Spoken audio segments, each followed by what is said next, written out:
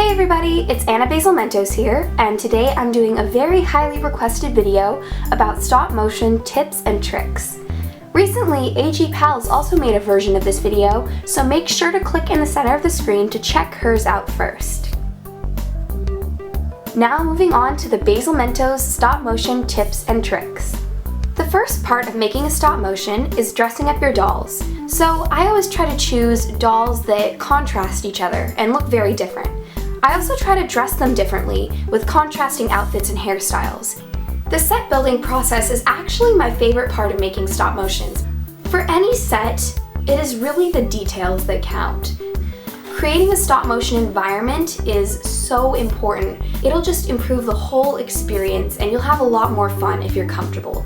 I usually like to put on some music in the background just to keep myself pumped up and keep myself working because it can often become a very tedious process. Having the music playing in the background just helps me stay focused on making the video.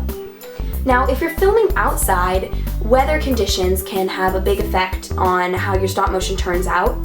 First of all, you need to remember to keep yourself comfortable by wearing the right kind of clothing, remembering sunscreen, water, things like that. But also for the sake of the stop motion, you need to be aware of the weather. Overcast days are the best days for filming, along with days that have absolutely clear blue sky. The worst days for filming are actually the sunny days that have those big puffy clouds with high winds. In the end of your stop motion, you're going to see this flickery effect because of the constantly changing lighting. The manner and smoothness of your doll's movements in a stop motion will have a huge effect on the overall quality of the video. I usually move my dolls about this much per frame. Once you've finished filming your stop motion, you're going to want to edit it. I personally use this program called iStopMotion, where I string all the photos together at 12 or 14 frames per second. Then I load it into either iMovie 11 or Final Cut Pro X to edit by adding voices and music in the background. A great website for downloading free, royalty-free music is Kevin MacLeod's website. I'll link it in the description. That is where I get all of my music.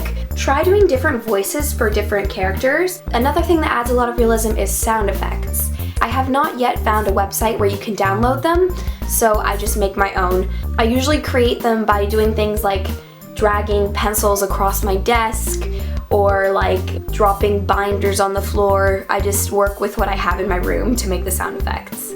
The most important part of making a stop motion is to have fun. The reason you should be doing it is because you like making stop motions or it's something new you want to try. If you're enjoying yourself while you're making it, it will turn out so much better than if you aren't enjoying yourself. I hope these tips and tricks were helpful, and I hope you guys enjoyed this video. Thanks for watching, bye! Let's talk a little bit about editing. Oh dear, her sign is falling. Ah, the sign is falling! The sign is falling!